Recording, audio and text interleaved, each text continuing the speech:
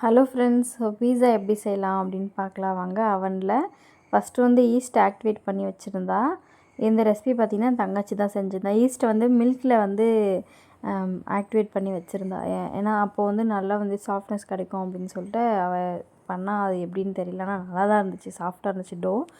அதை வந்து மிக்ஸ் பண்ணிவிட்டு பட்டர் வந்து நல்லா இது பண்ணி மெல்ட் பண்ணல, அப்படியே வந்து க்ரஷ் பண்ணி அதை அப்படியே சேர்த்து பிசைஞ்சு தண்ணி ஊற்றி நல்லா பிசைஞ்சு ஒரு 1.5 மணி நேரம் கிட்ட வந்து நல்லா ஊற வச்சாச்சு.